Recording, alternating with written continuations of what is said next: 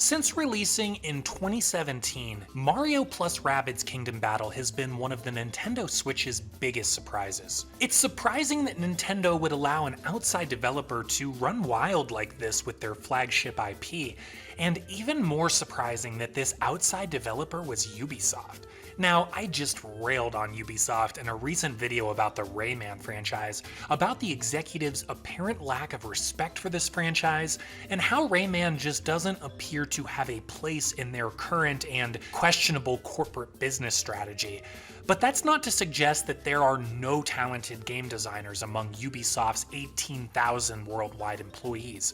Not at all. In fact, Ubisoft Milan creative director Davide Soliani and his team are at least one shining light within this problematic video game giant. They're living proof of the talent and creativity that's still somehow within Ubisoft, and I want to take some time to talk about this great crew and, based on some possible clues I've found online, what I hope they're working on right now behind closed doors. But why the big fuss? Well, first, a little bit of background. Over the last decade, there were talks between Ubisoft and Nintendo of a collaboration, a possible Rabbids-related spin-off game. The Rabbids were conceived by Rayman creator Michel Uncel in the early 2000s and were featured in a handful of action and party games over the last 15 years.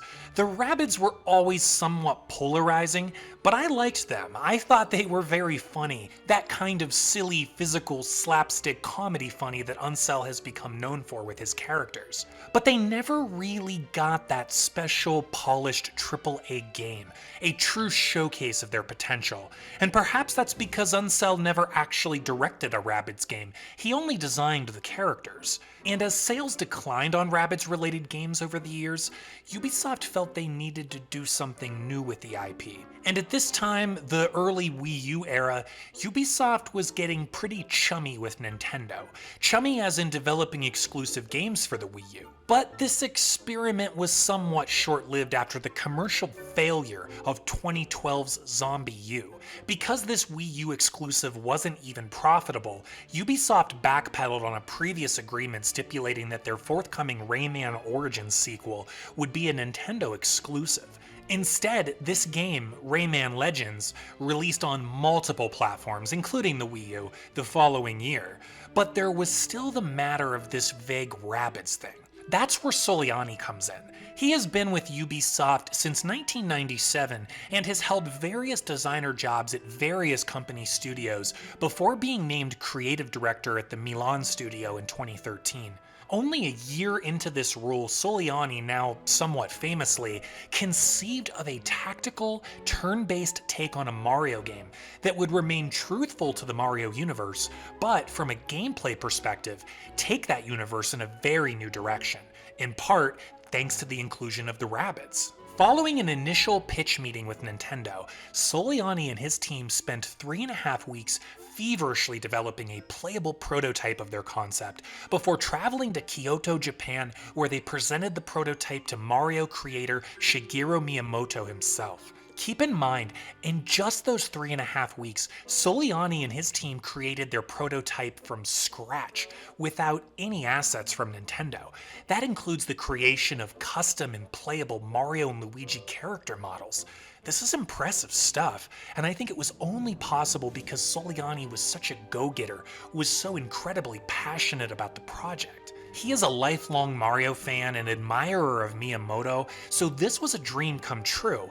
And of course, long story short, Miyamoto really liked the prototype. He had a few notes and comments, sure, but he was genuinely pleased and felt that the overall concept was on brand enough, but also unique enough that the project was greenlighted shortly after. Soliani has said of this day, quote, "I remember myself outside of the Nintendo Kyoto office, speechless. I must have cried, probably, I don't remember. I was looking at the sky and trying to process what we were able to do."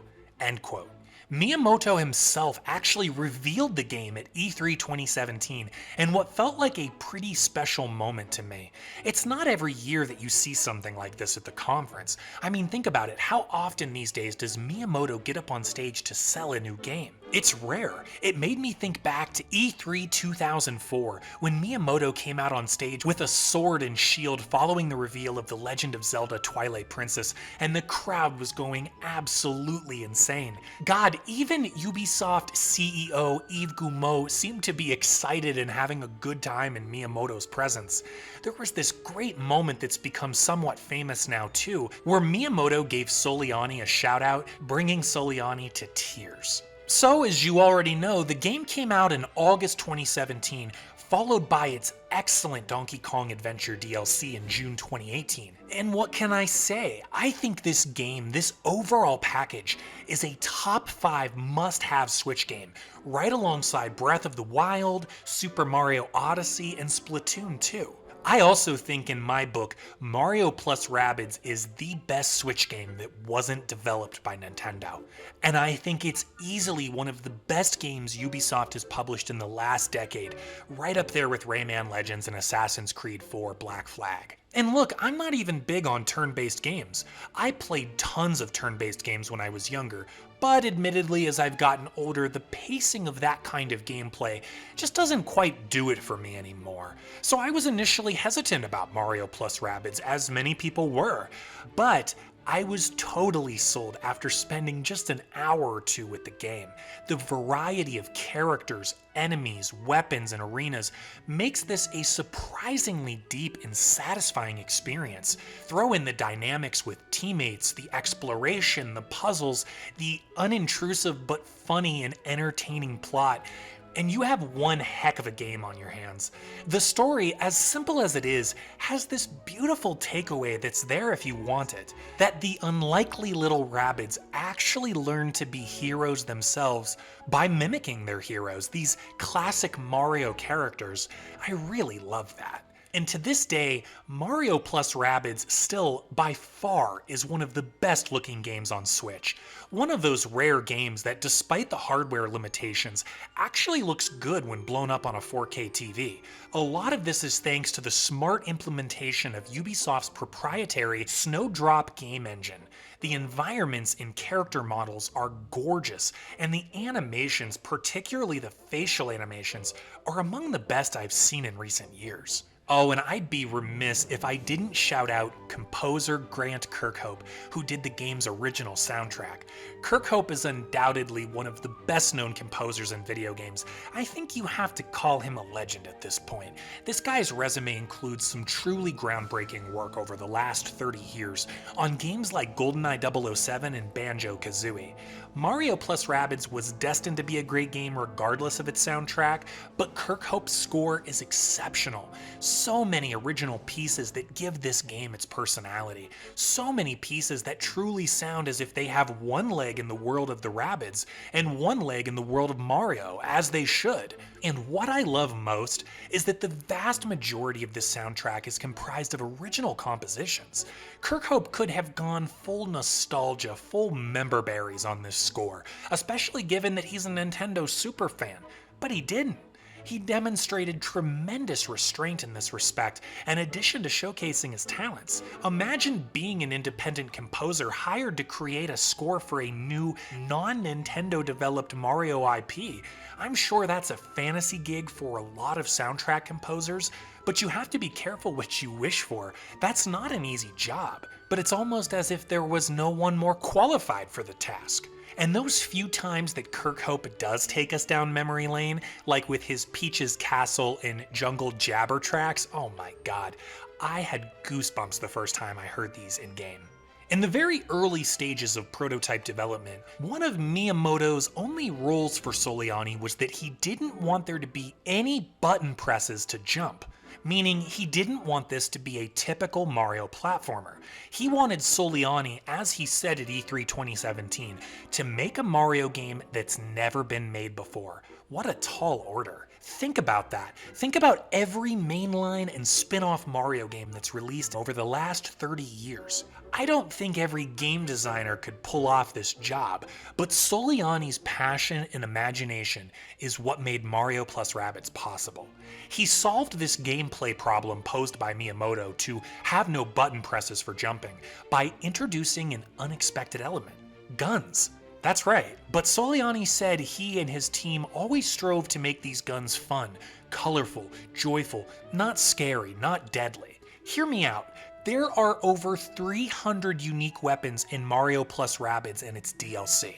300 weapons, all with unique names, designs, features. This is such a crazy detail about this game. The weapon variety alone adds so much depth to the gameplay.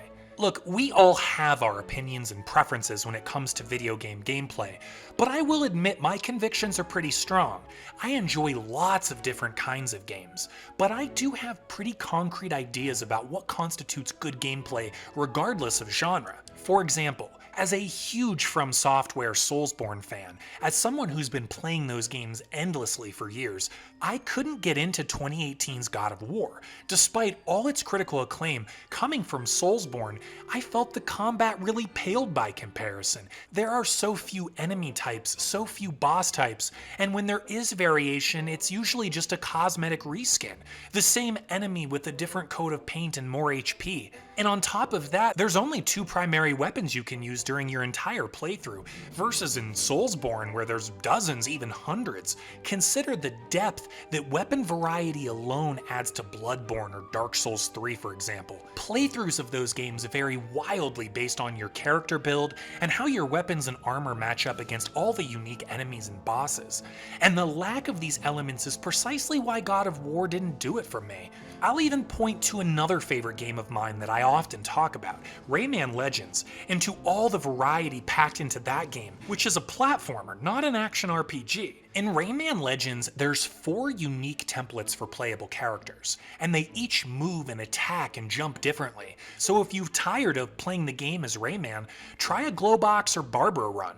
Furthermore, there's dozens of unique enemy types, and those enemies all have unique animations, from mariachis to toads to devil bobs. These are some of the elements I value most in video games, and Mario plus Rabbids did not disappoint in this department. One more time, 300 unique weapons, all used by 10 distinct characters, all of whom have different skill tree abilities and entirely unique animations and sound design. Consider what this does for replayability. These details are, in my mind, what makes Mario plus Rabbids not just a fun game to play for a few hours, but a truly great video game experience. One of the most memorable all-time Ubisoft games, and I would argue one of the most unique and fun to play Mario games that's ever been created. Yes, this game's personality and gameplay are actually that good. So okay, we get it. Mario plus Rabbids is an unlikely success story. It went on to sell millions of copies, was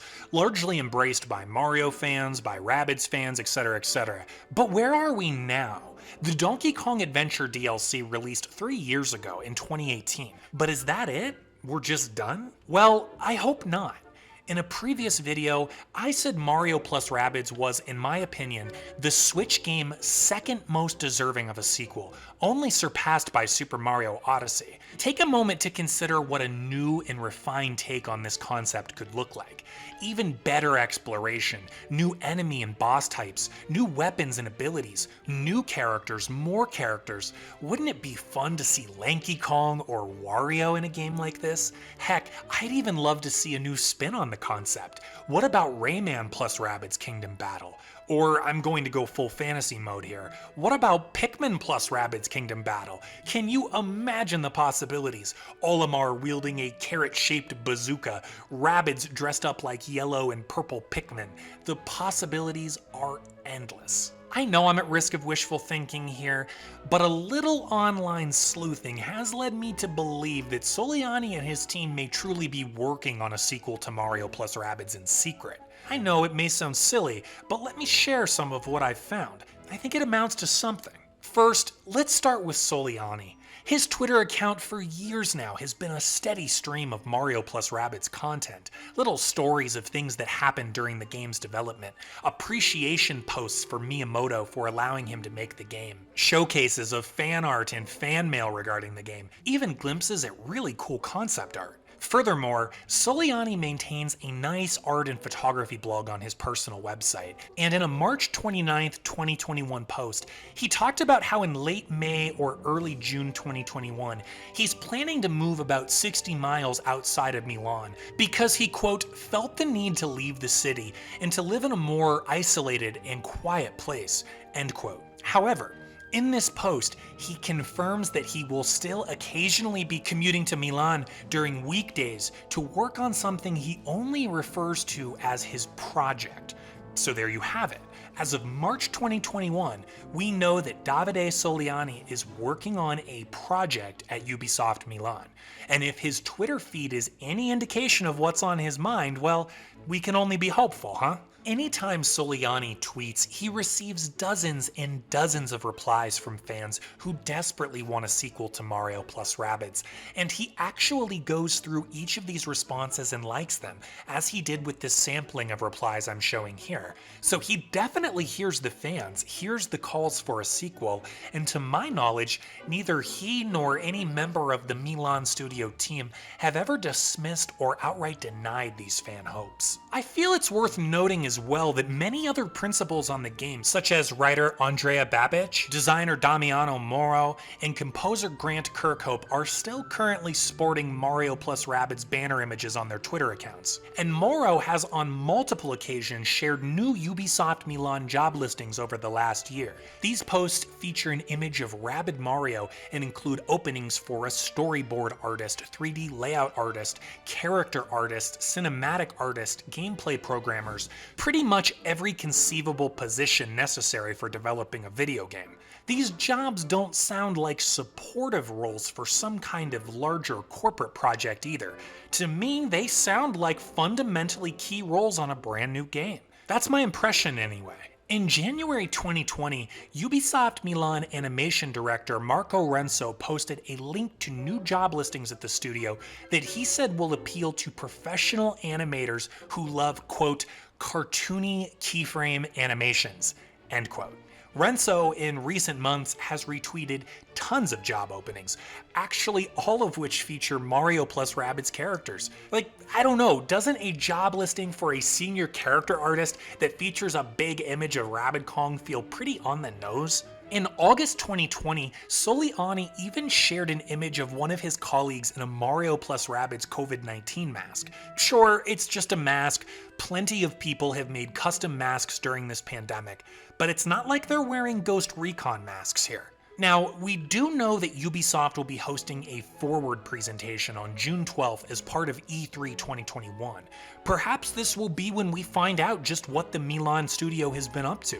Just maybe, it's that Mario plus Rabbids sequel we've been waiting for. And if they're not working on a sequel or spin-off, is there any chance, even a 1% chance, that Soliani could be directing a brand new Rayman game in the wake of Michel Ancel's departure from Ubisoft? I don't know, that's probably more wishful of me than Pikmin plus Rabbids Kingdom Battle at this point. On the other hand, we know the studio has continued to work on Ghost Recon Breakpoint, which I find to be unfortunate, as I covered in a recent Rayman-related video. Breakpoint in 2021 feels so generic and uninspired to me. It's such a shame that any resources at Milan, arguably Ubisoft's most artistically talented studio, are being devoted to this open world live service thing. But I suppose that Breakpoint or something like it could always be this project that Soliani speaks of. Maybe that's why these studio employees are constantly posting about Mario plus Rabbids, because happy thoughts of that game and its creative process are all that's keeping them sane while they grind away on this corporate project. So yes, of course we could be disappointed, but I don't know, there's something about Soliani, something about him and the work he does, his spirit, something that gives me hope.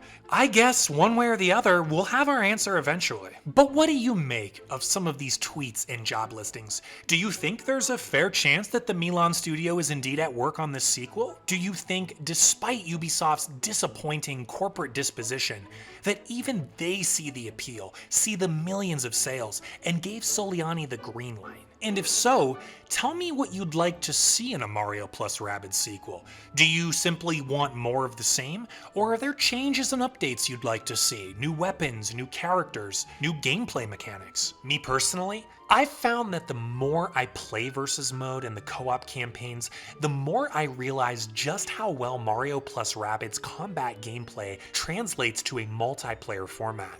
I'd love to see multiplayer further developed in a sequel, maybe even as far as a main story campaign that's 100% playable cooperatively, much like Luigi's Mansion 3 or Captain Toad Treasure Tracker. This hypothetical sequel I think is particularly fun to speculate about, which is really a testament to the quality and breadth of the original game. So share your thoughts with me down in the comments, and as always, thank you for supporting the channel by watching this video. I'll see you next time.